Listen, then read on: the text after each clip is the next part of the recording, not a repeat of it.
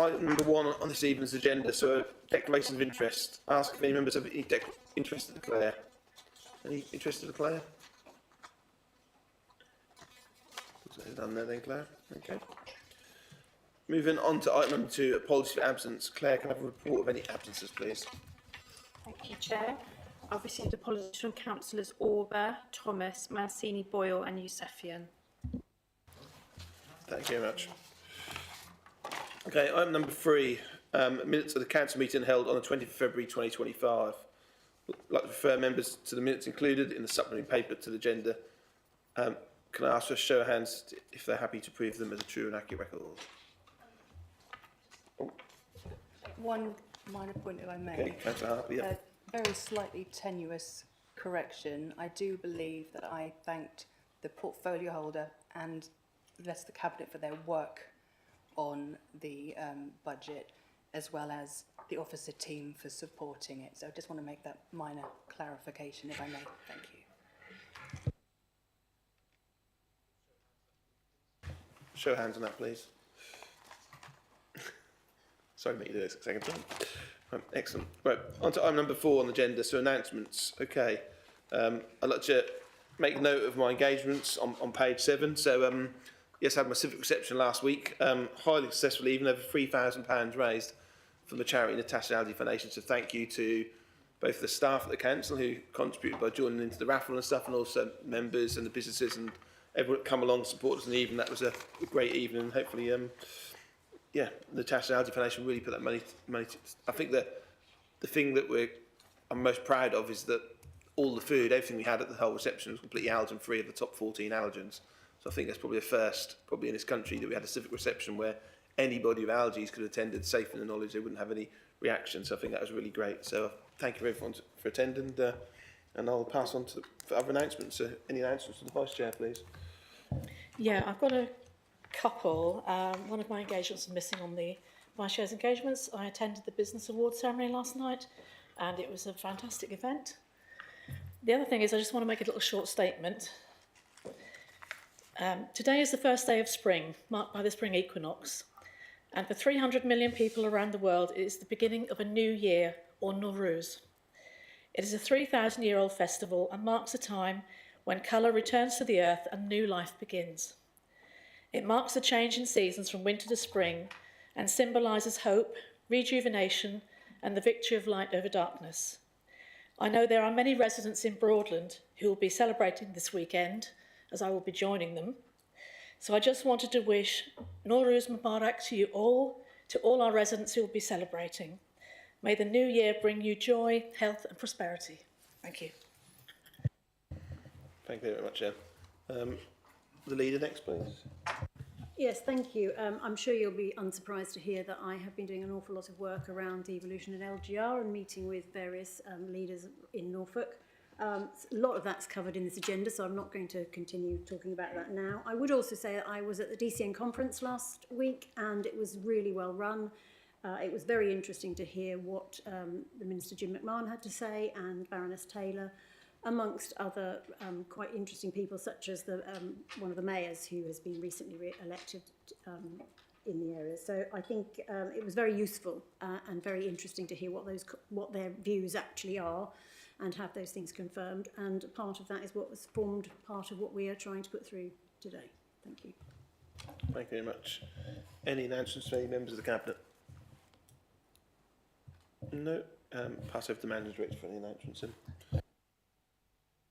Announcements? Okay, great. Excellent. Okay, on to item number 5 on the agenda, questions. I'd like to advise members that there are no questions that were received from members of the public for this evening's meeting. On to item number 6, public speaking. I'd like to advise members that there have been no requests from the public to speak at this evening's meeting. Okay, item number 7, so recommendations from Cabinet meeting held on the 20th of March 2025. The Climate Change, Environment and Biodiversity Plan 2025 to 2028. So item 7A. So this is the Climate Change Environment Delivery Plan. The Cabinet report is attached at page 8. So I'd like to invite Councillor Davies to present the recommendations from Cabinet. Thank you very much, Chair. So the Climate Change Environment and Biodiversity Delivery Plan 25 to 28 is a revised version of the previous environmental strategy. and delivery plan. It encompasses and reflects, I suppose, the very much the declaration of a climate and biodiversity emergency, and provides a broader view of what's happening across the council in terms of climate change, environment and biodiversity actions. And it brings it together within the delivery plan and what we would like to do going forward. It, in particular, it reflects our legal responsibilities, obligations and responsibilities under the Environment Act as well, in terms of enhancing nature and biodiversity. So it's something that we're required to do, and we're certainly delivering on that with this delivery plan.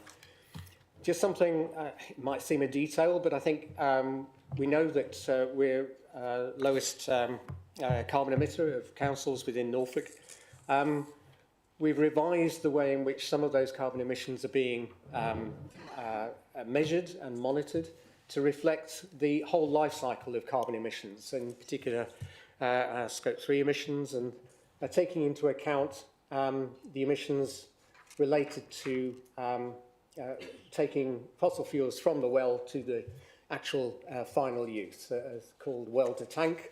There's very clear guidance from government on how that is measured, and we're updating the way in which we're measuring and monitoring our carbon emissions in that way. So we might see a slight increase because we're taking into account all the emissions, but it's something that I'm sure others will follow with if we're to compare like with like.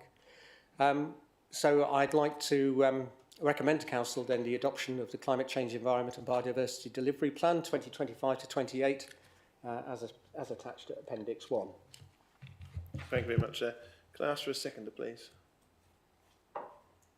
Councillor Catchpole, thank you very much. Do I speak now or reserve the right? Okay. Any questions and comments from any members on this item?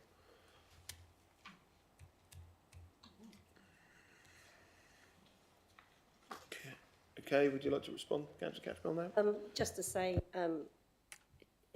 we considered this at the Environmental Excellence panel, and there were suggestions of more indications of targets being set, which I think have been brought into this document. So I was pleased to see that and heartily recommend it to Council. Thank you very much. In fact, Councillor Davis, would you like to wrap up? Yes, I'd like to reinforce what Councillor Catchpole has just said there in terms of going through the Environmental Excellence panel. We took on board some of the recommended changes. I think having the how is it measured and reports on progress is enhances the overall delivery plan with the timescales in there. And so it was a very good example of how the panel was able to engage and enhance and strengthen this delivery plan. Thank you very much, Chair. So I'd like to invite members to reflect the recommendation to adopt the Climate Change, Environment and Biodiversity Delivery Plan 2025 to 2028. Can I ask members to show hands for vote, please? That's unanimous. Thank you very much, everybody. Okay, moving on to item number 8 on the agenda, the pay policy statement. Can I invite the leader to please present the report from page 54?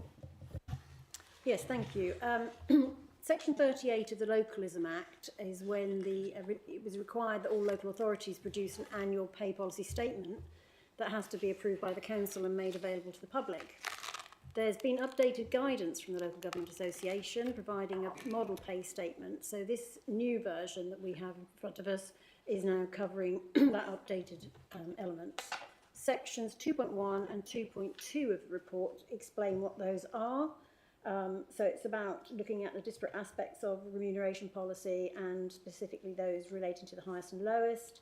2.2 defines what remuneration is and also talks about how you have to approve it formally by the council by the end of the March each year, etc., etc. I'm sure you've all read the documentation, so I won't labour that point, but that essentially is the document before you, and basically we are just asking you to approve the content of that pay policy statement for 25-26. in advance of its publication on our website. Thank you. Thank you very much, Chair. Can I have a second of that, please? Chair. Councillor Roper, thank you very much. You speak now or reserve? I'll wait, thank you. Okay, thank you. Any comments from any members on this item then? No? Okay. Councillor Roper, do you want to respond? As the leader really has set out, this is one of those annual events that we have to do each year, and the most important thing is that it is sound and compliant. And I think this has gone through all the necessary processes, and I can recommend it to council. Thank you very much, sir. Councillor Holland, do you want to wrap No, up? nothing to add, I don't think. Thank you. Can I invite members to for a recommendation here to approve the contents of Broadland Council's 2025-2026 pay policy statement in advance of publication on the council website by March 31st, 2025. Could show of hands for that then, please. Unanimous. That's unanimous. Thank you very much. Okay, item number 9, report of the monitoring officer. Can I invite the leader to present the report included in the supplementary paper, please? Thank you. Yes, we made a few changes to the Cabinet, and this is partly to do with the changes in having settled ourselves nicely into Horizon and our collaborative working. We've been reviewing our processes, and we're actually really returning our structure back to what it was prior to the whole collaboration process. So therefore, I will be taking on the responsibilities again for transformation and organisational development, which were originally in the leader's portfolio, and Councillor Roper will be taking on the planning portfolio, which will include strategic planning. I think, therefore, actually we will feel that that will help to make things more easily accessible for everybody. Thank you. That's all I have to say at the moment.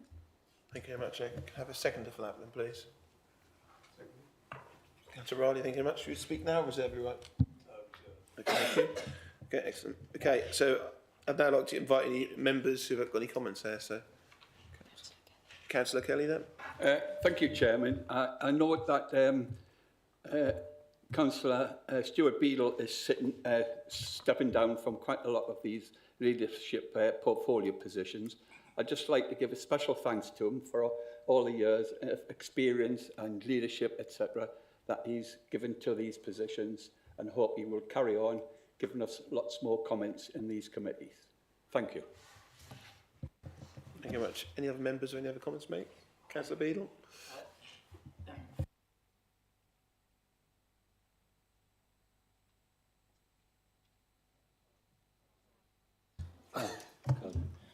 Sorry, Chairman, I've just been told it's the other side. It might be because I am now on the other side. Come on, come and join us. Come probably on the other side. Could Come on, you're welcome. You can walk across. You're welcome. Come and join us. I may do a lot of things, but that won't be one of them.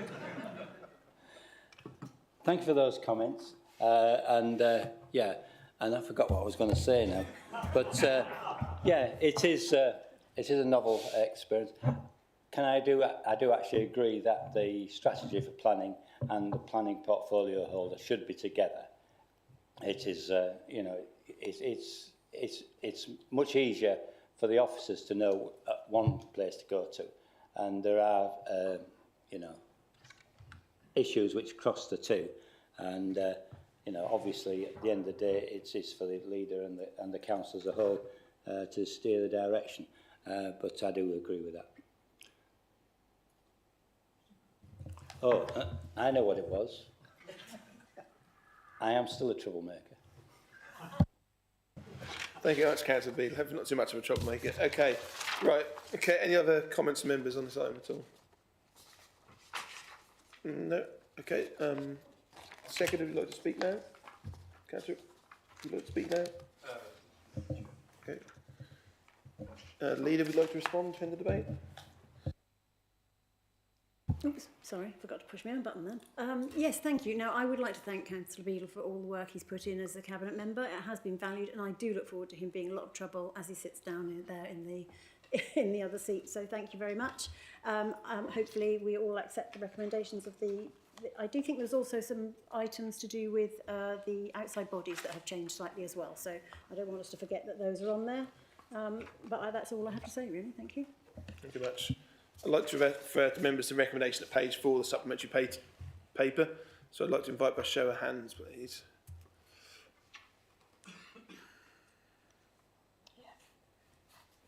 That's unanimous. Thank you very much. Okay, moving on to item number 10. So this is programme of committee meetings for 25-26 on page 6. So I'd just like to ask council to endorse the programme of committee meetings. Show of hands. Good. Yep. Good, thank you very much, sir. Okay, item number 11. So this is the Broadland District Council response to the Norfolk and Suffolk devolution consultation on page 67. I'd like to invite the leader to present her report, please. Thank you. Yes, this is the draft response to the government's consultation that's underway regarding the devolution proposal for Norfolk and Suffolk.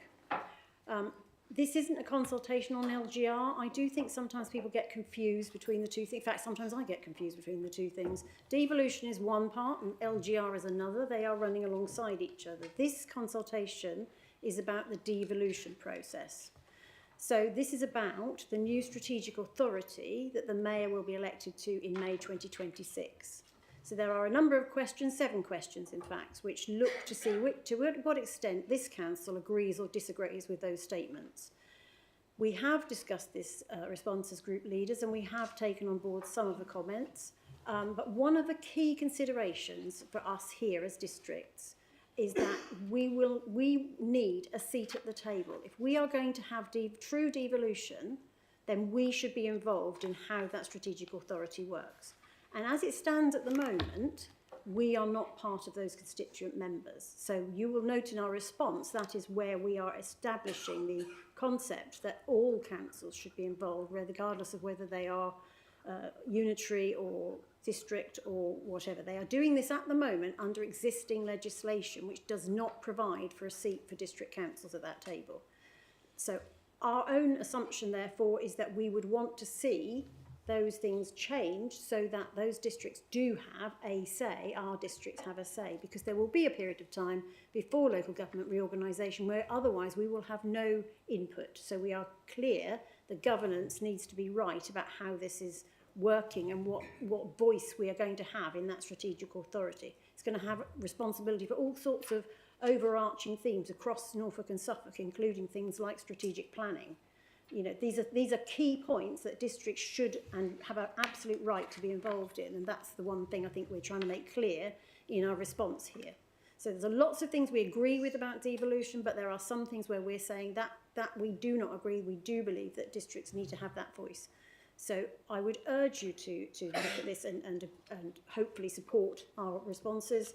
I do accept that there were some comments about county being not being part of the what we were covering here, but I would actually argue this is about us as districts and what we are responding to. So it's not really, you know, for us to comment on the county side of it. But I hope you will actually accept the responses we've given, but I'd welcome any discussions about it. Thank you. Thank you very much, Chair. Can I have a seconder, please, this item? Councillor Roper, thank you very much. Would you like to speak now or reserve? Thank you. Okay. Okay, I'd like to invite any comments from members on this item now, please. Any comments? Councillor Wymark. Thank you, Chairman. I agree with the leader, actually. It's very reasonable for the districts to be at the table having these discussions. I don't think that's an unreasonable request at all. But I do feel that, and perhaps she was referring to me, within a couple of the questions, sorry, my table was moving at the time. I was having an out-of-body experience, but anyway, there you go. Maybe I will later, but no, sorry. But on question 1, and also actually in question 4, so page 71, the final paragraph there, it refers to the powerhouses and engine rooms for delivery across the county, and it refers to city, borough and district councils. I think that should include county, as they are part of the delivery system as we stand. But also on page 74, on question 4, and that would be in the second paragraph, it refers to a lot of services actually that are actually already delivered by county. So in brackets there, it says in the middle, it says it is the role of the principal authorities in the area, and it says the district, city and borough councils and unitary councils in the future. So we're looking forward, but we're not looking at what is now. So the county are not included in that grouping, and I feel that they should, particularly with the fact that the sentence goes on to say who work closest to the communities and deliver those services which have a direct and lasting impact on social outcomes. And then in brackets says housing, education, early help and prevention, social care and public health. So I really feel in those two instances I'd like to offer an amendment that county should be included in those two questions. Thank you. Thank you, Councillor Clancy. First and foremost, I'd like to second that amendment. I also find myself also agreeing with the leader's comments that the districts most certainly should be represented at the table of any new mayoral combined authority. I also would comment and support Councillor Weimart that basically is either an omission or remiss in the quality of the report to actually not include the county in many aspects of the way the report has been written. Because potentially, or not potentially, actually 80% of the public expenditure within Norfolk is controlled and actually administered by the county.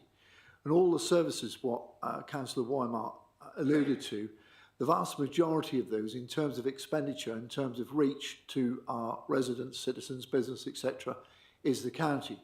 Now, of course, the districts and everybody else has a vital and inclusive role in this, and that's why it's absolutely important that the districts are represented at the table.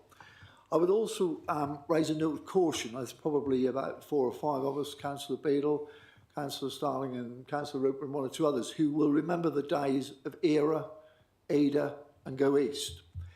Those were effectively quangos, Cambridge-based quangos, which had a disproportionate amount of control over the mechanisms of local government in Norfolk, whether it been the county council or the district councils. Actually was a constraint to getting things done. Phil Courtney will remember playing lip service in terms of planning to our good friends at ERA and other people like Go East. We were always obligated to meet policy, regional policy, etc. I think we have to be over cautious that this new mechanism, a directly elected mayor, actually provides for the people of Norfolk and Suffolk, not becomes an additional layer of cost and bureaucracy. We have to be aware how much it's going to cost. We need clarity on does the mayoral office have precept raising powers, because potentially that's another cost on council taxpayers, and that's another layer of bureaucracy. The mayoral office will have to be run, the mayoral office will require a secretariat, the mayoral office will require administration. So it doesn't come without risks, it comes with huge risks. I would also differ with the leader slightly that you can't have one without the other. The various people, specifically central government, have been keen to say it's 2 processes. It is 2 processes, devolution and LGR, but the reality of it is you can't have the devolution without the LGR. They are inextricably linked. You just can't do them. It can't be done. So I think we need to make sure we get the whole thing right, because if you had devolution without LGR, effectively it doesn't become workable, and you just introduce yet another tier of local government. And I don't think there's anybody in the room who would want yet another tier of local government, because it's just a cost without any commensurate benefit. So, I err a note of caution. I think we're on the right tracks, but I do think, I would reiterate, I think it's important what Councillor Weimart said, to include the important role of the County Council in terms of every conceivable reason, leadership in key areas, adult social care, children's services, transport, economic development, all those kind of areas. It's vital to have them in there, but I also would support and reiterate what the leader said. It's absolutely vital the existing districts or their successor has a seat at the table. Thank you, Chairman. Thanks, Councillor Clancy. Just a quick, Councillor Weimart, can you confirm you're putting an amendment and the wording for that amendment? Yeah, it's very simple. Okay, yeah. Sorry, Chairman. Yeah, very simple. It's just a one-word amendment to the final paragraph in question 1 on page 71. So the inclusion of county amongst district, borough, etc. And page 74, question 4, the second paragraph, once again, within that group of districts, etc., it should include county too, within the brackets. Thank you. Councillor Clancy, you want to second that? Councillor Holland, do you wish to accept that amendment? I would accept part of it. I would accept the first part about the on page 71. I think possibly on page 74 it's a slight misreading of what we're actually trying to say here, because we're talking about the role of the authorities, I know we're talking about principal authorities, you might say, well, let's talk about county as well. But what we're actually talking about here is the role of district, city and borough councils who work closest to their communities and deliver those services which have a direct and lasting impact on social outcomes.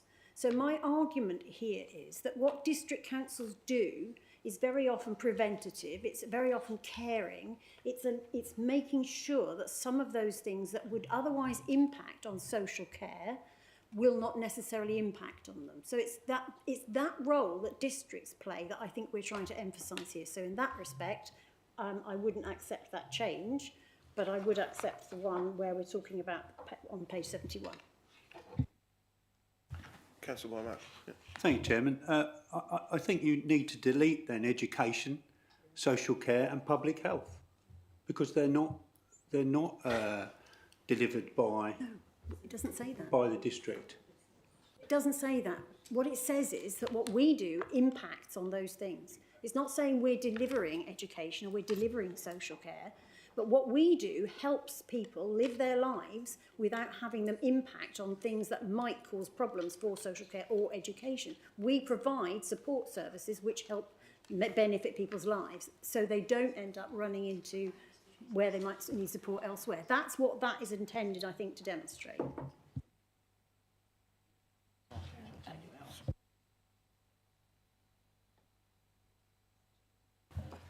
So I think we'll go with the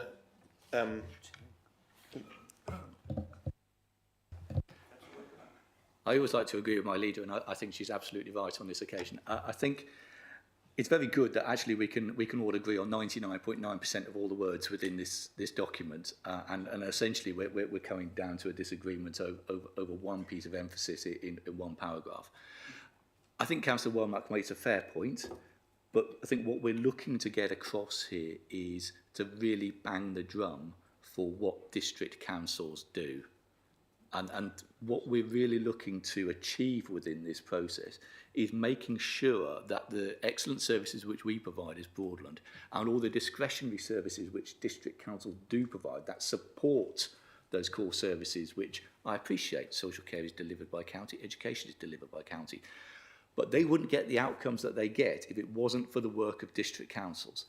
So I'm afraid I don't accept the inclusion of that word county in there, because I think that detracts away from all the important work that district councils do. And that's really what we need to blow the trumpet about in this process, because we need to protect, and whatever structures we have going forwards, we need to protect the services that Broadland District Council delivers to its services, to its residents, and making sure they're as higher quality under the new structures as they are at the moment. And I think every other district would probably have the same feelings.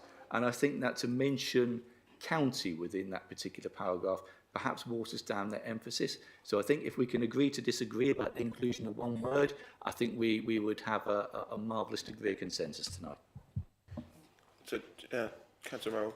I think by Councillor Roper's own admission there, he's saying that he specified the services that the districts deliver. And therefore, the inclusion of education, social care and public health within that cannot be included. We don't. So unless you include county, you cannot do that. Okay, thank you very much, Councillor Merrill. Councillor Catchpole, 2 seconds. How a minute, Councillor. Okay. Thank you, Councillor Chair. Catchpole, then, please. I'm just trying to be helpful here. I can understand the wording says the lasting impact on social outcomes. If we removed the brackets and just used the words such as housing, education, early help hub, we would be extending the sentence in a way that isn't separating the activities, which I think is where the confusion lies. So I would propose that we remove the brackets and put such as, and I think that helps to change the nuance of that sentence. Thank you very much, Councillor Catchpole. Councillor Vincent next. Thank you, Chairman, and I just echo in the wrong way there.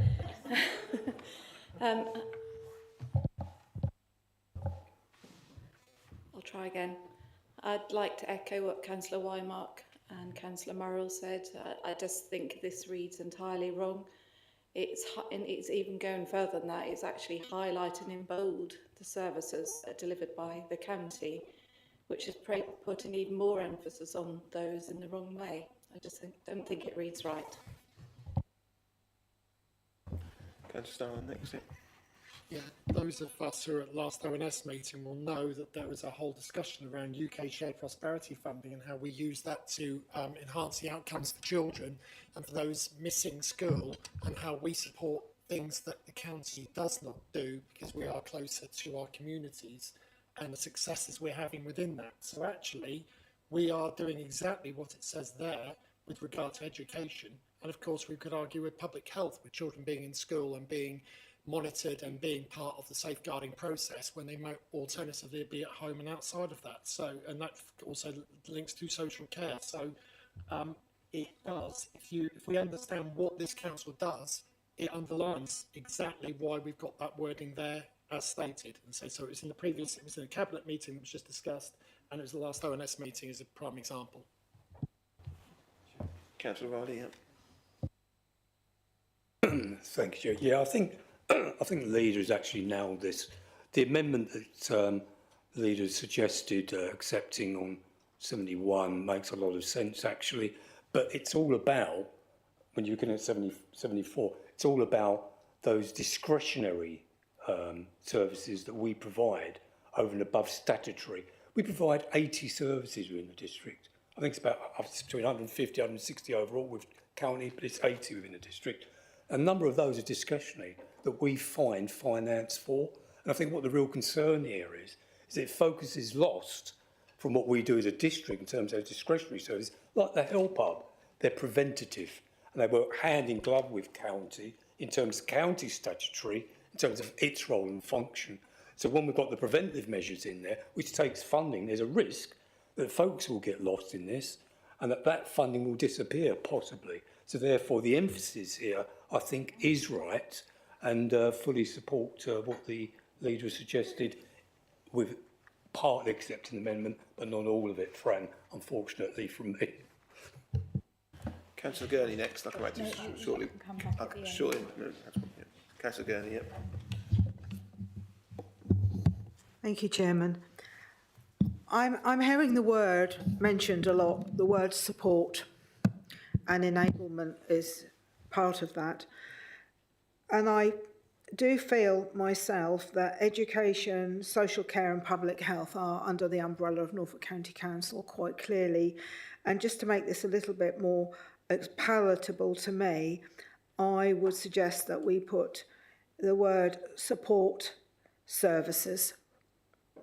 So, and deliver those support services which have a direct and lasting impact on social outcomes, because Broadland quite clearly is delivering a supporting service, an enablement service in some respects, but they're not actually responsible for education, social care and public health. So is it, just to split hairs a bit, is it an opportunity to just call it a support service, because that's basically what this council is delivering? Thank you. Thank you very much, Councillor Gurney. Just go back to Councillor Holton, please, and on this item. Yes, thank you. I think I'd accept that. I think that's what we're trying to say here. We're not trying to claim we're doing something we're not. What we're trying to emphasise is the really important role that districts play and how that impacts on people's lives overall. So yes, I would accept the support services is a good way of saying that. Thank you. So Councillor Holland, just to confirm then, so you're saying the alteration on page 71, yep, and for page 74, what Councillor Gurney has suggested in terms of the support, yep, services. So back to yourself, Councillor Wymark, to comment on that one. Can you just read that? Sorry. So page 71 as both agree, and then on page 74 to add the wording that Councillor Clancy said around support services as opposed to services. Sorry, Councillor Gurney. Sorry. You're the second. Sorry. Not Councillor Gurney. Can you read through the sentence as it will read now then? Because I'm Councillor still Gurney, not you'll sure read. where the support services bit will fit in. Councillor Gurney, And would you like- I would still argue that principal authorities in the area include county. But anyway, that's just my point Get of view. Councillor Gurney to read a word and see if you're okay with that, Councillor Wyman. Chairman, I suggested just to, it would be in page 74, it was to just confirm the difference between the fact that the county do deliver and are responsible for the function of education, social care and public health. And I said that I felt that Broadland and the commentary here tonight was using the word support and supporting those services, but not delivering them. And to me, it reads at the moment that the districts are delivering those. So my proposal was to insert the word between those and services, support services, instead, which then took the emphasis off the fact that the district perhaps wasn't delivering them, but they were supporting the services. So looking at that exact line then, Councillor Gurney, so you're saying it's going to be and support those services as opposed to and deliver those services? Who work closest to the communities and deliver those support services. Okay, if it's accepted, then that's fine. That's accepted by the leader, that's fine. Fran? You okay with that, Fran? Reluctantly, I will, but I really think this is meant to be about a mayoral combined authority. It's not meant to be about districts. We are, but we're responding as a district, but talking about the whole mayoral combined authority and the impact upon that. So, I'm not going to die in a ditch about this, but I do find it just, yeah, not really acceptable, but I'll accept it. Thank you. Is there any more debate people want to have on this item? Councillor Roper? You know, I'm a stickler for process and so on, and essentially we're amending amendments as we go along. So just putting to the monitoring officer, is the correct process here that Councillor Wymark essentially withdraws his amendment, but then the Councillor Holland amends her own proposal to include the two words, the county word and the support word, which she is going to accept, and then we can proceed actually without having to vote on any amendments whatsoever. So to come, and I thought this was going to be the easy item. Okay, so page 71, the proposal from Councillor Wymark was accepted by the leader, so that becomes substantive within the report before you. The proposal initially by Councillor Wymark, seconded by Councillor Clancy, was to insert the word county. Through the debate, Councillor Gurney has provided a solution to try to resolve that. Councillor Holland has confirmed that she's willing to accept that. Councillor Wymark has said he is willing to accept that. I'm happy to accept that as now the substantive words within the letter, and we can move to any debate if there is any more on this item. Okay, any more debate on this item then? No? Nothing more on this. Okay, so, okay. If there's no more debate, back to Councillor Roper, who reserves the right to speak now. As we're all at a point of agreement, I'm not going to say anything that might ruin it, so move to the vote. Thank you very much, Councillor Roper. Councillor Holland, to wrap up, anything more? Thank you. I think we're there. Very much. Okay, so I'd like to refer members to the recommendations on page 70, and I'd like to invite for a show of hands.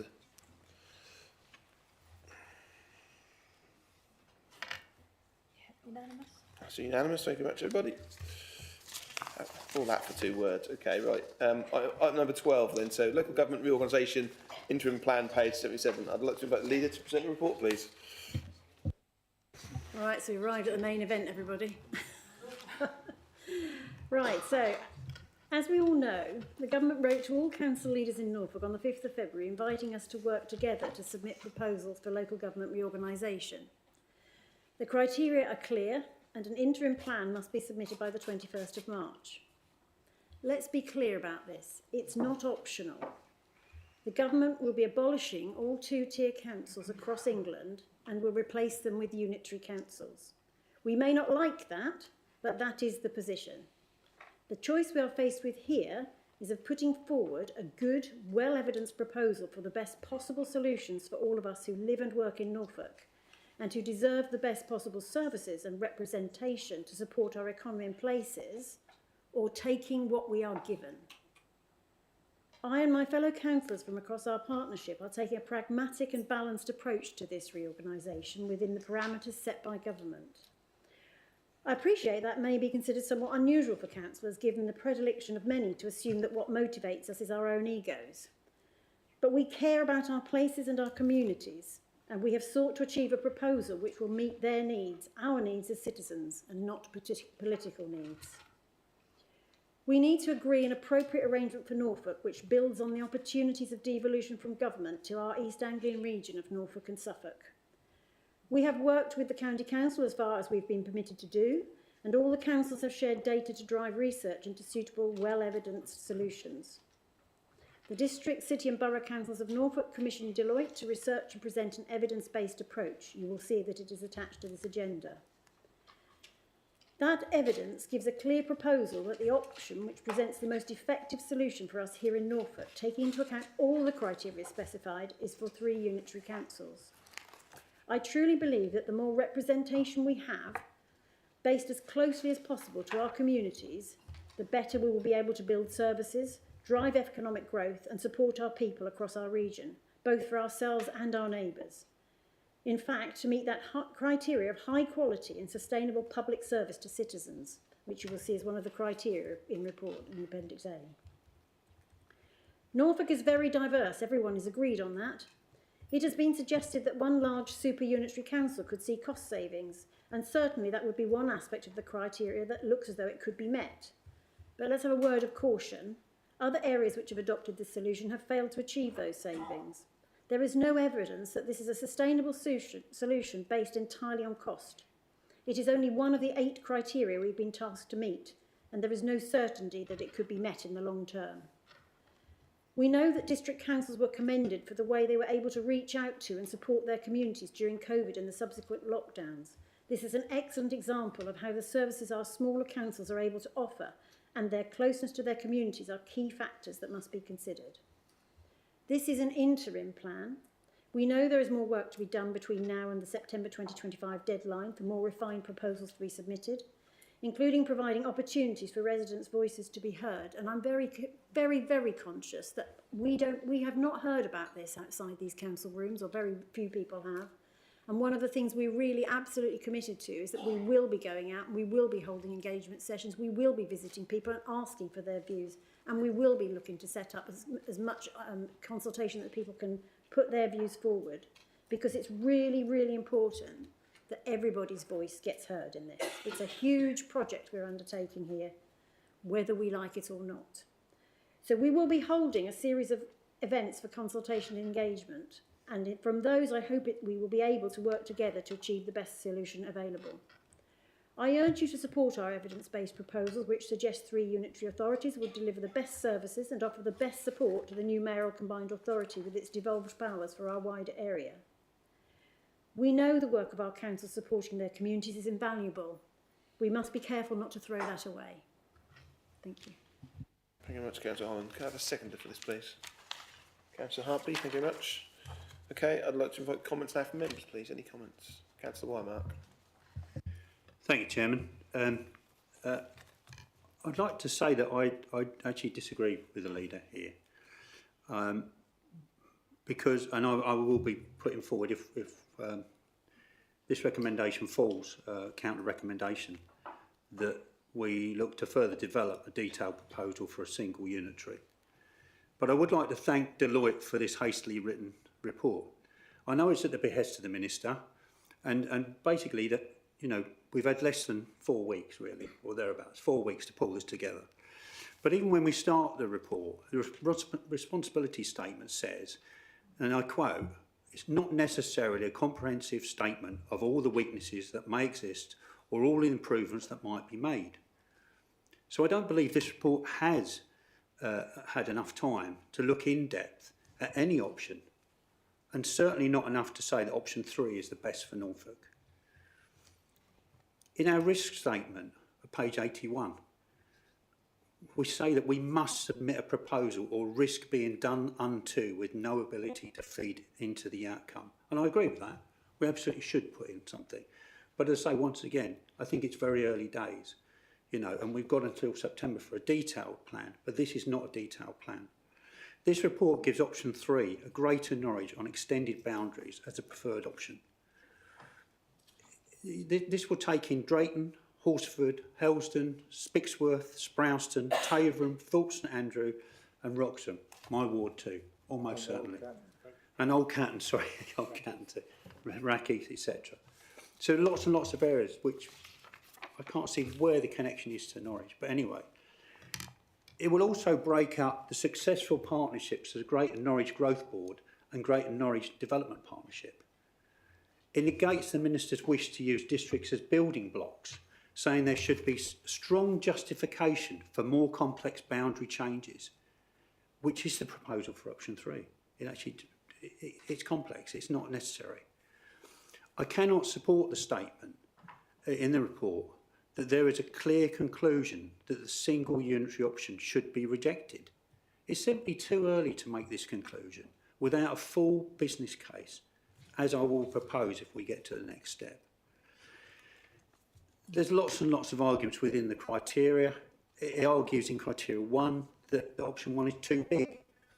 But we've currently got the police, fire and rescue, children's services, adult social care, public health, the integrated care board across Norfolk. And success gone off, I'll keep going, to communities across Norfolk every day. So yes, it does need more work. Criteria 2 argues that option 1, single unitary, may achieve the greatest net financial benefits. So why discount it now? There's no weighting given to these criteria either. And it clearly states option 2 is a compromise and option 3 delivers the lowest savings. Oh goodness, what's going on? Sorry. I can go through and on and on and on, but I think we need to think about lots of the criteria here, or all of the criteria really, but I mean public service delivery. It highlights the risk of disaggregation if we pursue option 2 or 3. And criteria 4, around working together. I do not accept that some communities will lose out, whichever model is selected. As I say, I've already referred to the Greater Norwich Development Partnership and Greater Norwich Growth Board.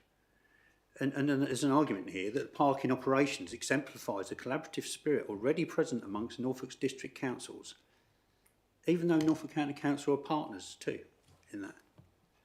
The criteria 5, I struggle to understand the statement that option 1 would create a power imbalance. Norfolk has 932,000 people and Suffolk 776. That is a 55%, 45% split. You might recognise them numbers because that's where we are now with our one team. There's no problem with that. That can work. That can work. Criteria 6, strong community engagement. Ask people who are receiving services now from fire and rescue, police, etc., if they're receiving a service. Yes, they are. I'm sorry, but like the argument that the option 3 will promote strong community engagement, I don't get that. It's very important, but it's patchy now across 7 districts. Will 3 make it better? Like anything, leadership is the key. I just think, as I say, the case has not been made in this report to discount option 1. We need to develop a full business case. And I know we've got time to do that before September. You know, September the 26th. But we can't just discount option 1 now. And option 2 as well, if we believe the report. We need to look at the options on the table. And I believe option 1 is the right one. And we need to give weighting to the criteria. And unfortunately, the report does feel as if it's been written to deliberately undermine option 1. I'd say to simply close the door when we've got until September is premature, I think. And I'd like to remind everyone, this is the start of the journey. It's not the end. At the end of the journey, there will be no districts or county councils. None. So we owe it to the people of Norfolk to keep an open mind to the options that are presented to us and take a view when we have a full business case. I would say to people, think before you vote here. This is an important vote. I know it's interim, but it's the first step on our journey. We need to give a clear message to ministers that we are prepared to have a full business case. The full business case. So, we need to have time to work up a full business case, and I would ask you to do that and not close the door right now. So, thank you. Thanks, Councillor Eden. Thank you. I hope it's working properly. I support the option 3 and the 3 different councils. Let's remember the fundamental reason why we're moving to this. It's about making democracy work, and actually, we're as a country we've got serious problems with, and we can see with the rise of things like reform, our local democracy is too complex for people to understand which body is in charge of which area. And so I think the 3, it does say in the report, it's also a model that probably reflects, that probably will command the greatest support, because those are the areas that people feel identity with. I was very pleased to hear from Councillor Holland that there will be consultation and that we will try and bring people forward with us. I think going forward, one of the most important things for our democracy is it becomes more, it involves people, not just a representative democracy, but we're at a consultative democracy that's so local people feel that they know exactly who to go to and who will listen to them. So, yeah, and just to conclude, yeah, I think 3 is the magic number. Thank you. Thank you very much, Councillor Eden. So, Councillor Kelly next. Thank you, Chairman. When it comes to the recommendations, could I ask for a recorded vote, and could I have a recorded vote on each and individual of the 3 recommendations, please?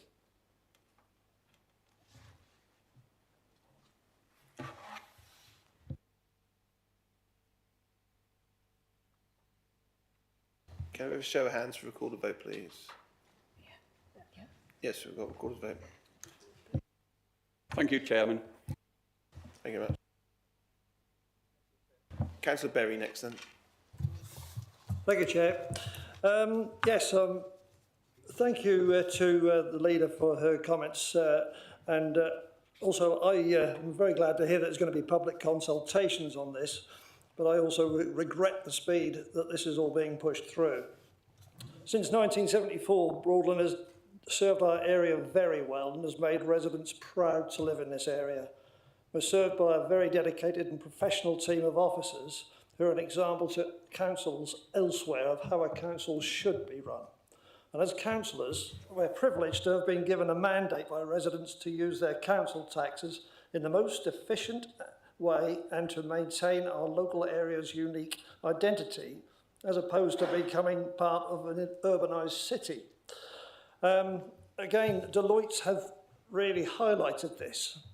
Deloitte acknowledges that South Norfolk and Broadland have excellent records of housing delivery, and the 3 unitary model could well disrupt this. Also, there needs to be a strategic gap between the communities around the fringe of Norwich. When it comes to efficiencies, as has been mentioned earlier, there's an £8 million difference between option 1 and 3, with option 1 being significantly better savings. Also, if the third option, you're going to have a 3-party leadership, a 3 leadership team with all the associated staff. With 1, you'd have the consistency of service rather than the 3. Would Norwich take most of the money with 3? I don't know, but it hasn't got the greatest record, i.e. Telford. And also, finally, residents in Thorpe, Sproston, Helsden, Old Catton, Drayton, Horsford, wherever you like to say, from what I've heard, do not want to be included in the city, and they want their existing unique identities. Thank you. Very much, Councillor Berry. Councillor Emsall next. As a councillor that's been involved for a while, this is not the first time we've heard about the sort of Greater Norwich and expansion plans. When it was mooted before, the feeling from residents in Thorpe St Andrew is that they didn't want to be just part of a bigger city. I think the single unitary, I think that does work on making it clear to everybody that the council does everything. Norfolk is not that big a place. If we look at an example of an area where you could say things seem to be working well, it's sort of like sort of like the Greater Manchester areas, and in that area you could say that Norfolk is the same as that. The areas in Greater Manchester all have their own identity, but they're still separate. So we would be able to have one unitary that worked with everything. We would have one children's services, so that if people moved round Norfolk, they wouldn't be moving from one children's services to another children's services. It would be one clear children's services with our individual areas such as Great Yarmouth and the city, and obviously our rural areas that would all have their identity. And I just feel that for me, as an elected member in Thorpe St Andrew, this was talked about before, and residents seem to feel that, you know, they used to live in the city, then they've moved out to Broadland. This feels like the goalposts are being moved, that the city is then moving out to capture them. And I just feel that for my residents, they are wanting to have something, and I feel that the one unitary would be a fairer way of doing it. And it makes the most savings, which is the good situation that we need. Thank you very much, Councillor Emsall. Councillor Roper next. Thank you, Chair. It won't surprise you that I'm supporting the recommendations, and the lights are going down, just to mark that. I think we have to recognise where we are in the process. This is the interim plan stage that we're at, so things won't be fully worked out at this stage. And I think this is a time, I know we've all got our own gut feelings about what councils should look like and what the structures should be, and we've all got our own political views on that. I don't think this is really the time for that, unfortunately. I think this is the time in which we are guided by evidence, and I think where we are at the moment is that we have seen extremely good collaboration between all of the district councils in Norfolk to commission this report from Deloitte, who have come up with a set of evidence for submission as part of our plan. I'm evidence-led on things rather than necessarily on my gut. I think there'll be a time for politics later on in this process, but at the moment what we're talking about here is the submission of that evidence. I've got a slightly privileged role here, a bit like Councillor Wymark, who's a cabinet member at county. I've got the privileged role that I'm the chair of scrutiny at the county council. So I've had the opportunity, for example, to look at the county submission in depth at our scrutiny meeting. I think it's fair to say, from the county scrutiny committee point of view, there's a disappointment in terms of that 7 districts have collaborated very well on this, and that the county has not collaborated in turn in those ways, and there are differences of opinion as to why that is, but we'll just say that as a basic fact, that the collaboration between the county and districts isn't what it should be. I think the other thing to point out is, I think it was acknowledged at that meeting at scrutiny that there is still further work for the county to do in terms of understanding the services that districts provide and how they could be delivered within the sorts of model that the county is doing. And I think we're realistic here in terms of there is still work for the districts to do in terms of understanding how big services like children's and adults could be delivered in a more disaggregated model. There is still more work to do. A level of understanding needs to be increased. But that's the work which we take forwards now over the spring into the summer as we head towards final business cases. I am concerned about the proposals or put forward by Councillor Weimark in terms of nailing our colours to the mast of a single unitary. We would be the only district who would be doing that. If we followed that, we would effectively be going it alone. We would actually be going further than the county has, because the county is still leaving the door open in its own paper around a 1 or a 2 unitary model. So it would make Broadland a real outlier if we were push-only council in Norfolk pushing for a single unitary along the lines that Councillor Weimark seems to be suggesting here. And that concerns me. I don't think it's Broadland's place to be doing that. And I'm sorry if I've misinterpreted your words, Councillor Weimark. You'll have your right to reply later on. That's absolutely fine. But I wouldn't want Broadland to be in that situation. We'll await further guidance. I feel fairly sure that these interim plans will go in. We will get further guidance from the government in terms of what they're looking for, and the parameters will narrow, which will improve actually what we can aim for as far as final business cases is concerned. But I don't think you can say we have to base this on evidence and then set aside the evidence. Every other district council, even if it hasn't agreed with every single word of the Deloitte report, has still submitted the Deloitte report as part of its evidence, as part of its submission, even if it's put some different words alongside that. I think where we are now, we should be evidence-led.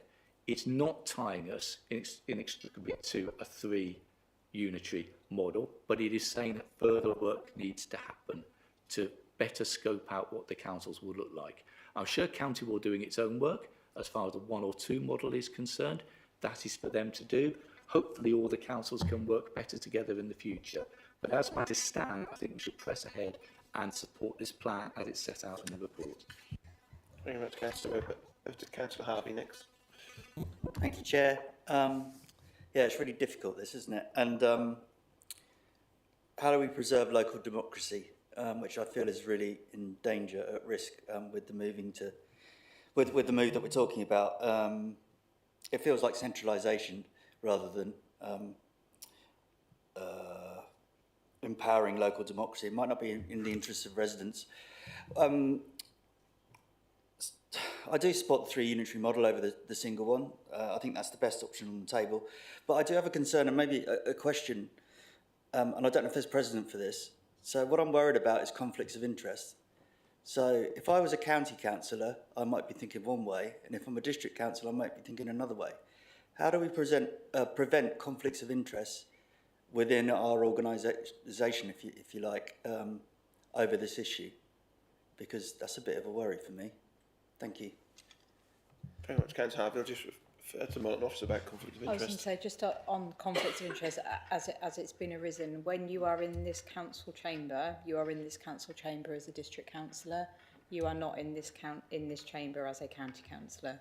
That's really clear. Those Twin Hatters who are established Twin Hatters are well aware of that. So absolutely, in this chamber, it is about making sure you are doing what is right for your district residents with your district hat on. And I have sent advice around that in the past, and I'm happy to reiterate that and provide that advice and guidance.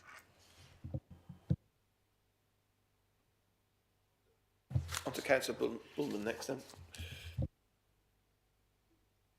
Are you sure? I think you were going to give the option to Jonathan to speak again. No. You're next in line. Yeah. I think it would be interesting to actually ask people sitting in this chamber whether they would actually like to have local authority reorganisation. I strongly suspect that it would be probably 99% saying no. Strangely, every parish council that I've spoken to so far would echo that view. They say basically, why are we doing this? Well, there's a simple answer. It's not about greater democracy, it's all about money. This is actually being driven by the Treasury. So there is really only one answer that makes any sense whatsoever in that context, and that is saving money. That is what this government is about at the moment, and that is what they're trying to do. So inevitably, if we say we would like 3, 2, The real answer is there's only one answer, evidence-based answer, of course, that the cheapest option is that which saves the most money, which is the single option. And clearly that's one we should be pursuing. If that makes us strangers in the world of district councils, well, so be it. We are, I think, actually being totally honest about which is the way we should be voting. If we're going to have this change, then let it be for the best reasons possible, saving money. Thank you very much, Chair. Moving on to Councillor Riley next.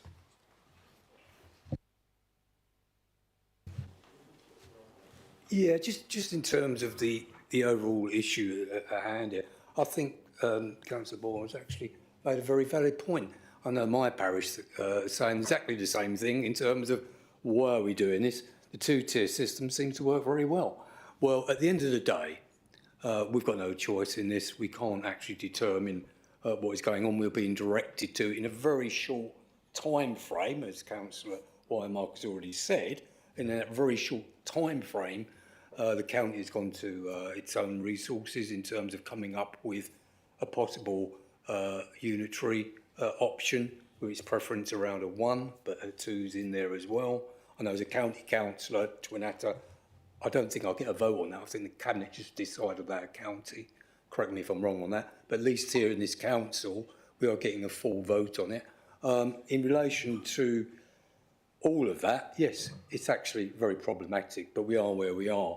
And in terms of that, the evidence base, as the leader and Dan Roper has already pointed to, evidence has been produced. This isn't just, cannot be just about saving money.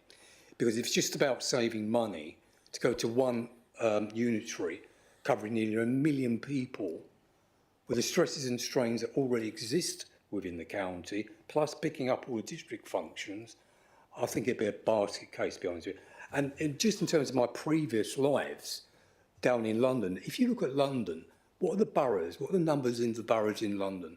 You're talking about 320, 360, 370,000.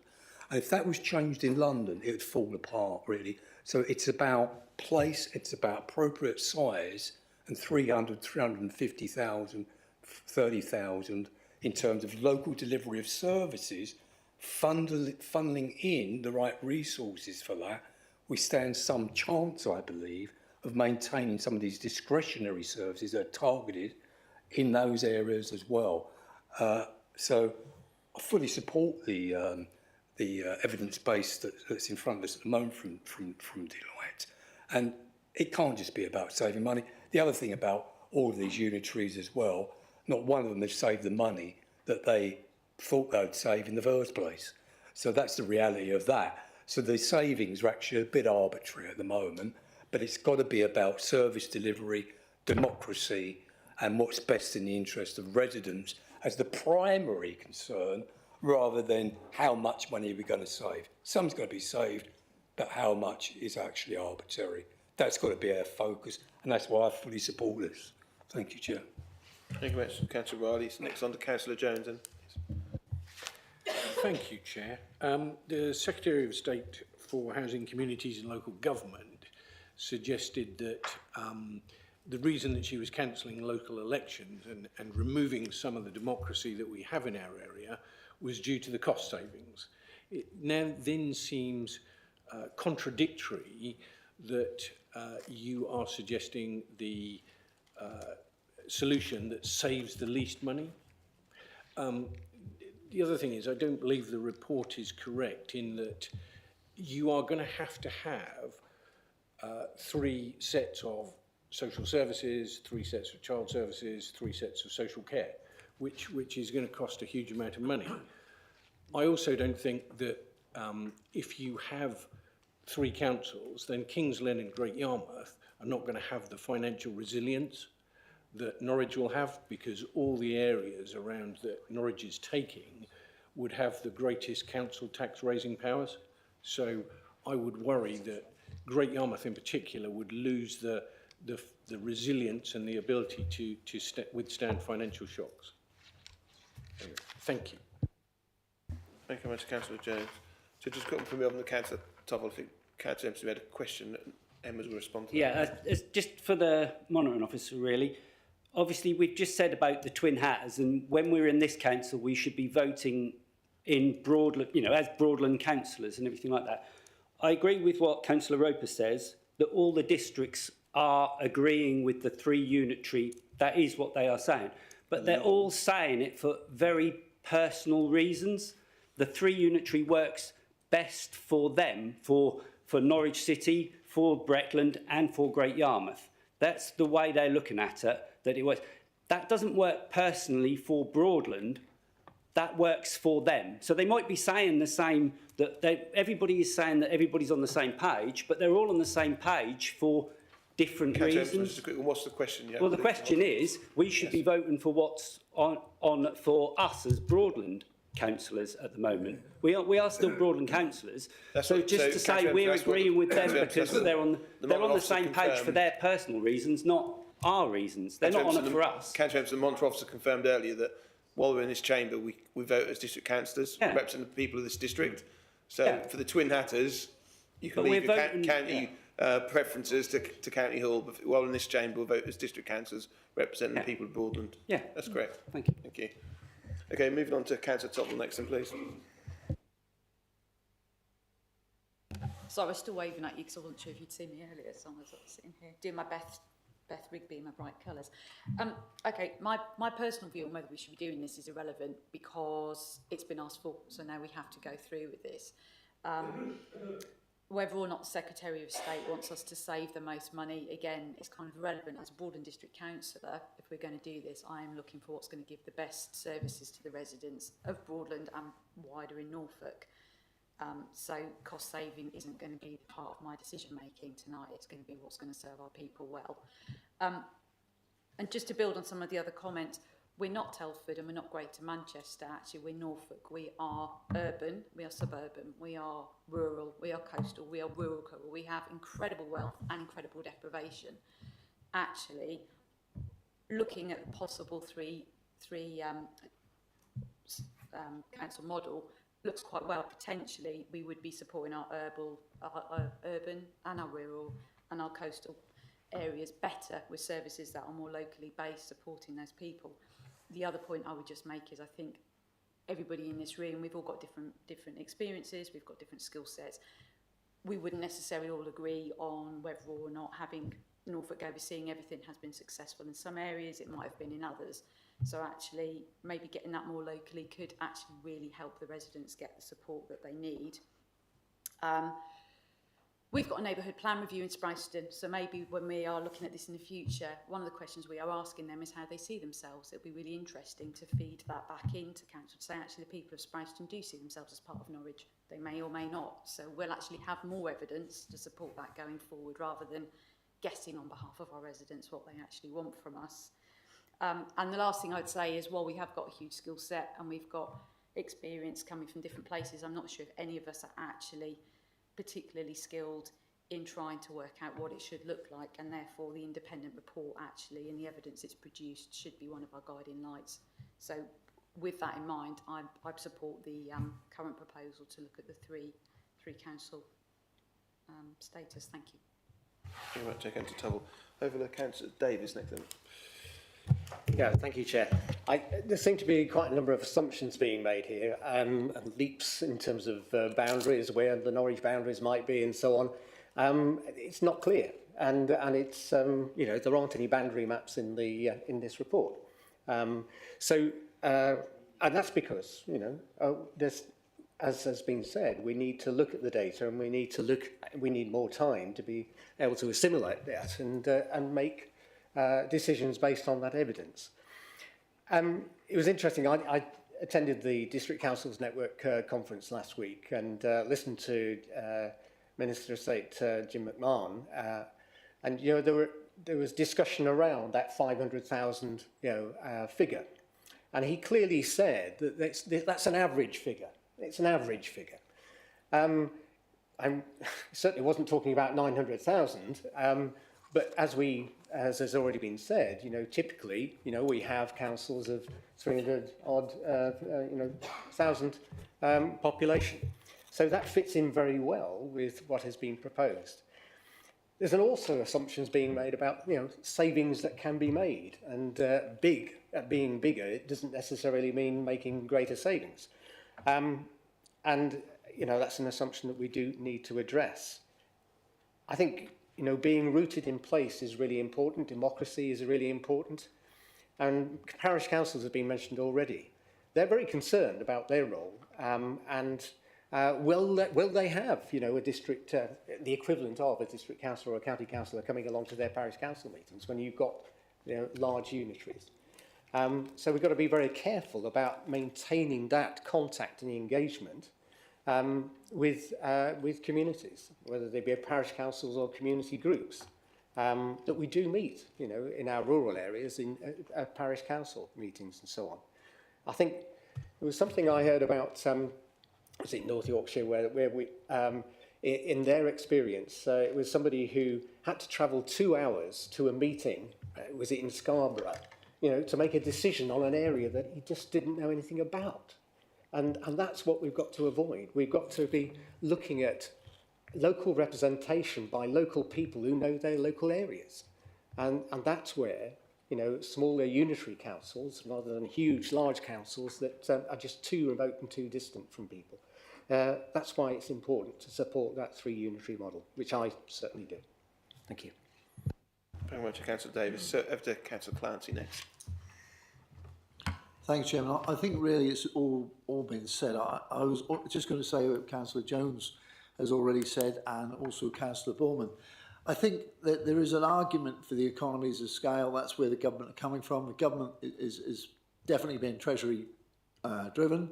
It's to save money. There's also some fair and sensible arguments around the room to preserve local democracy, which is really important. I mean, Broadland has a proud record, a good record of being a small district council, well run. The other thing is this council has retained reserves, as has Broadland District Council retained reserves, Broadland considerably more than Broadland. And I think these are all factors. There's going to need to consider council tax equalisation funds across the county, whatever model is decided. Now, again, I agree with 1 or 2 comments Councillor Roper. Probably it's a bit early to make these final decisions. But I think ultimately what we have to do is to, again, I somewhat disagree with some of the other comments made in the room. All of us are public representatives. We are elected to represent the public. We're not actually representing the County Council or Broadland District Council. Our role is 100% to represent the public. That's what we're here for. And I think we must make all of our decisions based on public representation. And I think, you know, this is an interim report. I think the report is somewhat skewed, but on saying that, it is interim at this stage.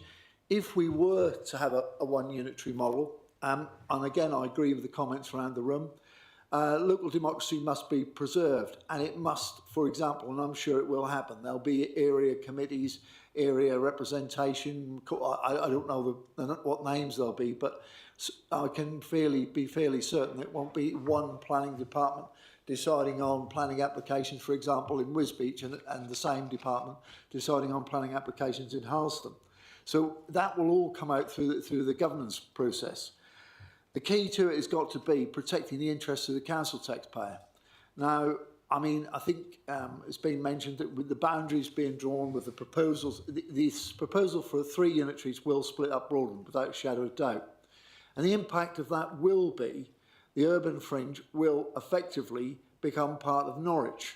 Well, I don't think there's an appetite for that. There really is not an appetite for the urban fringe parishes to become part of Norwich. So therefore, you know, you have to look at maybe the two option. I think all options are on the table.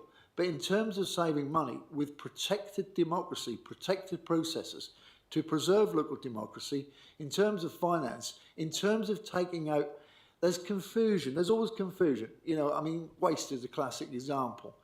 The district councils are the collection authority. The county council is the disposal authority. Planning, county council responsible for strategic planning. Local plan matters, the district councils are responsible for. There's a whole raft of duplication and things which basically overlap between the districts and the county. You know, if I was doing this, I'll be totally honest with you, my view would be ever so clear. That basically you keep the same structures, but all county authorities would be instructed to cut out duplication, overlap, etc., and to save costs. That's the key to it, and to bring greater clarity to residents. So, you know, at my view at this stage, it does make sense with the appropriate safeguards for a single unitary. Thank you, Chairman. Thank you very much. Moving on to Councillor Beadle next. Thank you, Chair, and I've got the right button this time. And again, I would like to thank everybody for their earlier comments. And in particular, the leader did actually say she looks forward to me being a lot of trouble. So it would be remiss of me to actually begin that process. Can I say I'm going to vote for this? Because I think it's by far the best option before us. I don't think a one unitary Norfolk is good at all. And I think this is the way forward, given the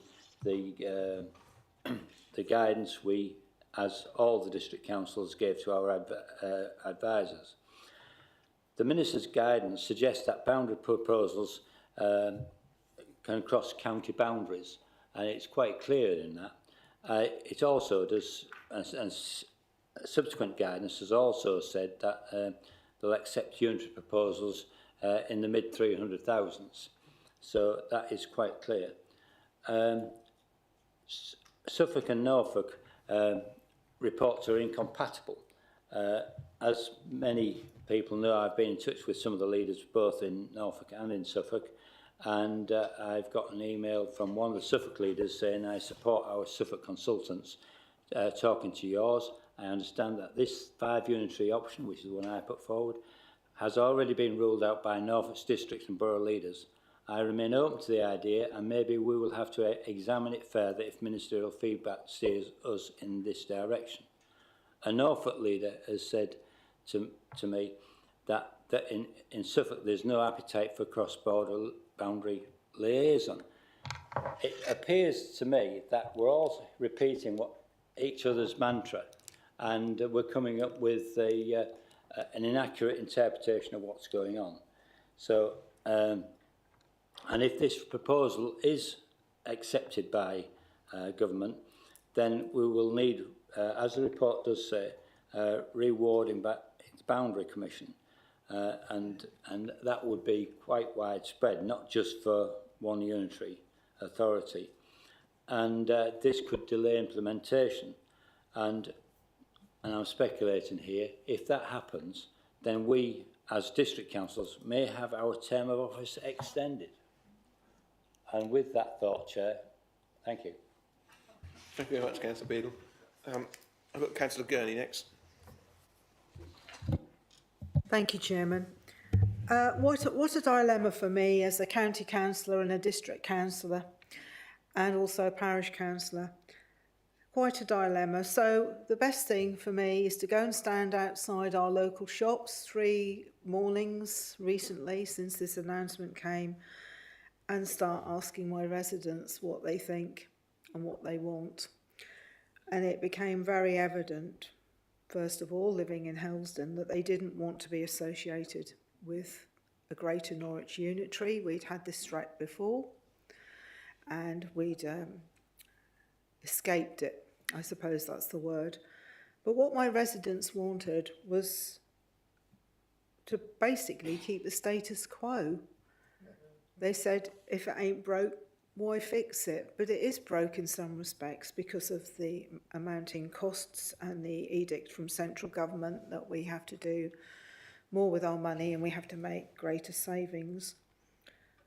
So when you start digging down and the conflict starts, and lots of residents ask about what happens to the parish precept, the councils, particularly if we end up going into the city because they're not precepted, they don't have any parishes. Does it mean that we end up getting double amounts of money to pay, some additional council tax to the city and then our own parish precepts? So we need to have some kind of council tax equalisation formula brought forward. That's a worry. But what my residents also say is they are finding it difficult at times now to meet the increasing demands of precepts and council tax rises. but they also want services that are equitable, and they want children's services to be the same across Norfolk, adult social services to be the same criteria, the same service provision, education likewise. They want, one of the big things is that they do want to try and maintain the civic role of the city and King's Lynn and Great Yarmouth, because they feel that our history in Norfolk is important. So when you start talking to them about 3 unitaries, a lot of them cannot see the point of it, to be quite honest. They feel that 1 unitary solves the issue because we end up with 1 set of directors, we don't end up with 3, we don't end up with additional costs for lots of things, 1 coroner's court, etc., the whole thing. So at the end of the day, I appreciate that this is an interim report, and there is still a lot of unanswered questions, and there's a lot of answers and data that needs to come out of it for proposals. But I have to do what my residents are guiding me towards, and that is the 1 unitary. Thank you. Thank you very much, Councillor Gurney. Councillor Starr next. Thank you. I'll start by slightly agreeing with Councillor Bullman, which will be twice in the space of a couple of weeks, because I agreed with him briefly at ONS the other week, and he'll just have to control himself. But in the, no parish councillors seem to like this. Actually, there's a lot of concern amongst parish councils, because a lot of the things that this council takes on and does, we elect to do, but they're not statutory. And there's a real worry about an authority taking over and these things being just handed down or responsibilities palmed off to parishes. So there's a lot of issues and concerns around that, and I don't think we've had some very good answers around that, not from us, from here, but from government about what that means, because particularly when you have ministers who represent areas where they don't have parish councils themselves, I think they don't quite understand that ethos within a county like Norfolk. Just a couple of issues. I mean, it won't be a city takeover if there's a Greater Norwich Authority. It will be an authority which is probably going to be made up slightly more of areas outside of the city, so very much it could be the city being taken over. People said they were concerned about a strategic gap being eliminated around the city, this sort of border. Well, I don't think that's gone too well so far, because you can drive almost out to Rackheath from here, from the city now, and there's houses being sort of developed everywhere, and that seems to be everywhere. And I don't understand how having 1 unitary authority is going to suddenly create lines and barriers and demarcate green areas which won't be touched, because they're going to be one if they were to be 1 authority. I'm also not convinced by Norfolk County Council's economies of scale, because Norfolk County Council is only, as we've been told, 10% or a few percentage points larger than Suffolk, yet Norfolk County Council's debts are of an order of magnitude more than Suffolk's. That makes you wonder, perhaps a smaller county like Suffolk is a better model, or perhaps a smaller authority is a better model, given that Norfolk can't seem to keep control of its finances. I believe their debts are 3 times what Suffolk's are, so that seems to be that I'm not quite sure that we exist, that there's this big savings to be had there. Someone mentioned about cancelling the elections. The government said we could cancel the elections. Actually, I should just point out that that was done by the county council, who elected to, or chose to cancel this year's elections. But I just think that also reference to people in Horsford and Tavern, I think was mentioned, some represent one and then the other, want to have decisions made for them by people from Norwich. Well, they probably prefer that over people, for example, in Clench Wharton or Cromer or Caister. Just to be stuck on the scenes for a moment, because they are disparate parts of the county which probably really don't understand the needs of people in Horsford or Tavern. And I don't believe Horsford are going to be taken over by Norwich at all, but I also think they do have more in common with Norwich than they do with the coastal areas of our county. And if you think about the decision we're looking at earlier about the having a unit, devolution of powers and having a mayor, you know, we could end up with a mayor of Needham Market making decisions about these villages and towns and areas, and it's going to be completely at odds with what people understand. I think that we have to get back to the democratic principle behind the fact that we want to save some money, but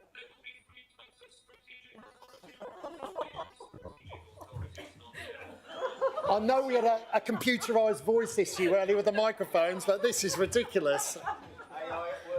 I think Peter, you've blown any cover that you come up with original ideas yourself now. Not Peter, Martin. Original ideas yourself. It's all ChatGPT. Lost any credibility.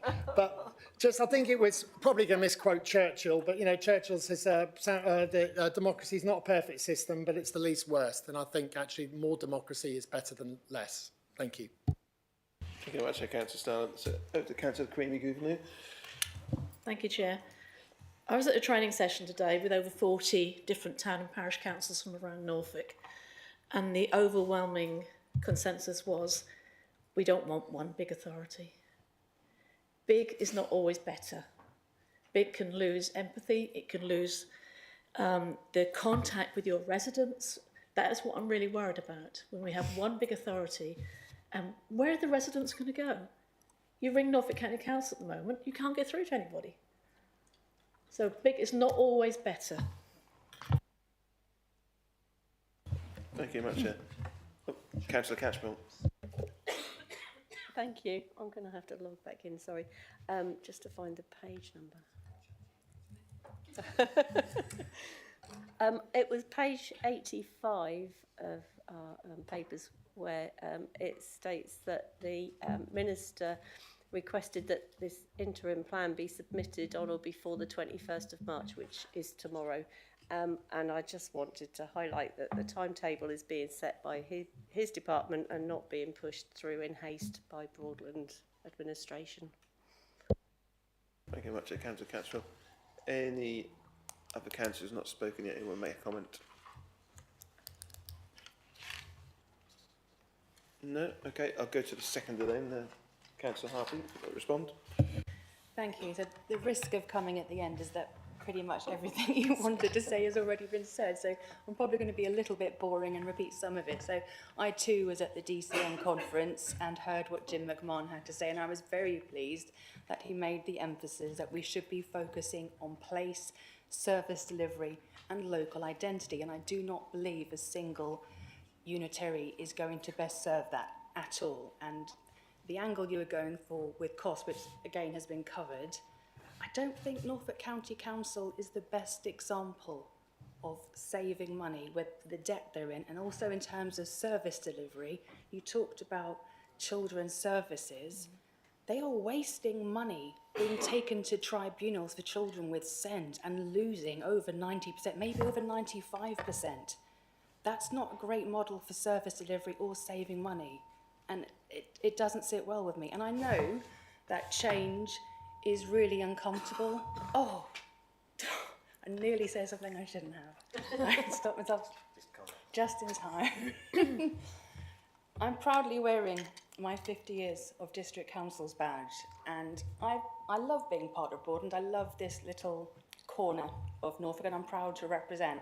And the thought of changing that, it does make me a bit itchy, and I get that other people feel that too, but we don't have a choice in the matter. We're not here to talk about whether we think this is the right thing to do. We're here to get the best possible outcome, and I do believe that the 3 model is the best. And at this stage, I don't feel we should be getting too tangled up in boundaries and particular possible combinations of areas. That will come later on. This is the principle of 1, 2 or 3, and 3 for me is a very clear winner. And language, again, we've got to be very careful about language. There's all this talk about a greater Norwich. As Councillor Starling said, it's not a Norwich takeover. It will be an entirely new authority, which will probably include more areas from the outside, as you said. So wherever something will sit, it's not any particular place soaking up its neighbours or taking them over. It's an entirely new authority, and I fully support 3, but I don't want to get bogged down in boundaries just yet. Thank you. Thank you very much, Councillor Harpy. I'd like to get the lead to respond to close down this. Thank you. It's been a really interesting discussion. I think we can all take from this is not an easy process to go through. It's not something we've asked to do. It's something we have to do. For me, and I would honestly say this is a Liberal Democrat policy, as far as I'm concerned, We need to keep our democracy as close to the people as we can. So for me, 3 is the minimum we need in Norfolk. I'd also urge people to think very carefully, and people have said this, but we're not being taken over or sucked into something. You know, we're not becoming part of Norwich City. Think about things like Manchester, where they have a Greater Manchester Authority. There are lots of small councils underneath that. You know, there are a vast range of different options. Nobody is saying you're being taken over by somebody, and I think that language is very unhelpful. What we're trying to achieve is the very best services we possibly can for all of us who live here in Norfolk and in Suffolk. And the fact is that if we're going to have a mayoral combined authority, we deserve sufficient representation on that strategic authority to ensure that our areas get the best services they deserve. So I would urge you all, please, to support this plan, which is an interim plan and will need more work, but I still believe that 3 is where we should be looking. Thank you very much. Thank you very much, Councillor Holland. So, just like to remind members, moving on to the recommendations here. So, as per Councillor Kelly's asked, we'll vote for each of these recommendations individually by a recorded vote. So, the first recommendation is to accept the recommendation of the report commissioned by Broadland, together with Norfolk District is that an error there? District. Together with Norfolk councils, yes. Yes. I'll accept the recommendations of the report commissioned by Broadland together with the other Norfolk District Councils and support its submission to the Government for consideration. So we'd like to have a recorded vote. So after yourself and Claire. Thank you. Please could members indicate whether they're voting for, against or abstaining. Councillor Baby. For. Councillor Bailey. For. Councillor Beadle. For. Councillor Berry. Against.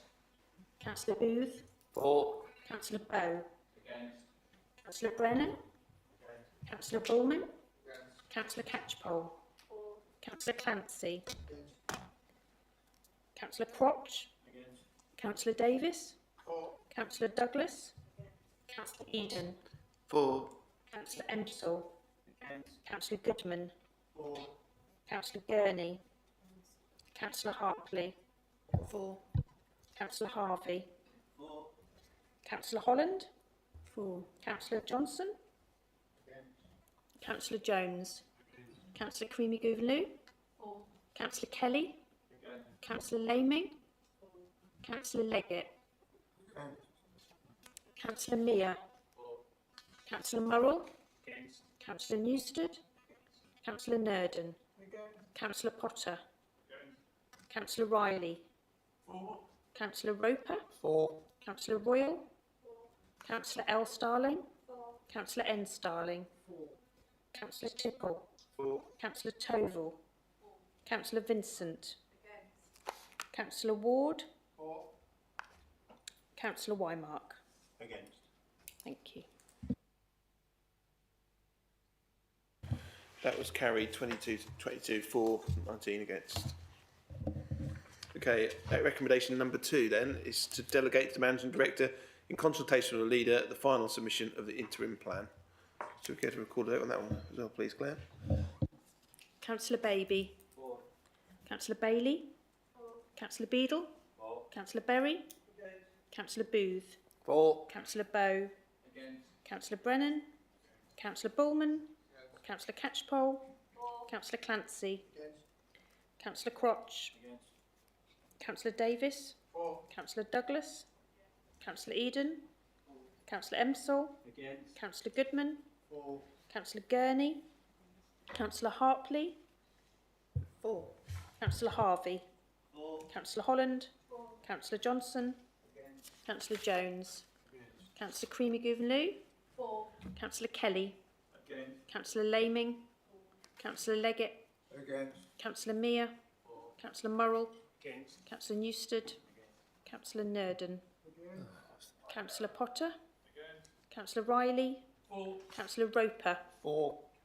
Councillor Royal. For. Councillor L. Starling. For. Councillor N. Starling. For. Councillor Tipple. For. Councillor Toval. Councillor Vincent. Councillor Ward. For. Councillor Wymark. Against. Recommendation number 2 was carried 22 to 19. Thank you.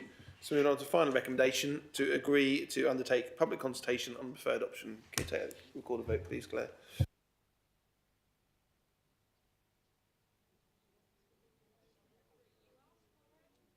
You get it. Councillor Baby. Hoisted on your own petard. Over to you then, Claire. Record the vote, please. Councillor Baby. Councillor Bailey. Councillor Beadle. Councillor Berry. Councillor Booth. 4. Councillor Bowe. Confused there. Councillor Brennan. Councillor Bullman. Councillor Clancy. Councillor Crotch. Councillor Davis. Councillor Douglas. Councillor Eden. Councillor Emsall. Goodman. Councillor Gurney. Councillor Hartley. Councillor Harvey. Councillor Holland. Councillor Johnson. Councillor Jones. Councillor Creamy Gouverneur. Councillor Kelly. Councillor Laming. Can we just stop side conversations because it's quite difficult to hear, even though I do know how you're all voting, but we do need to hear. Thank you. Councillor Leggett. Councillor Mear. Councillor Morrell. Councillor Newstead. Councillor Nerdon. Councillor Potter. Councillor Riley. Councillor Roper. Councillor Royal. Councillor L. Starling. Councillor N. Starling. Councillor Tipple. 4. Councillor Toval. Councillor Vincent. Councillor Ward. And Councillor Wymark. 4. Thank you. Unanimous.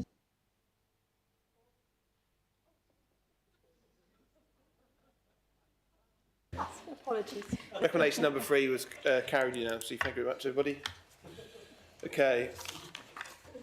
Moving on to item number 13 on this evening's agenda, actual organisations. I can report there's no reports from members appointed to actual organisations have been received. Item number 14 on the agenda, questions from members. I have no questions from members been received. Item number 15 on the agenda, motions. There's no motions this evening received from anybody, so I'd like to declare this meeting closed at 8:47.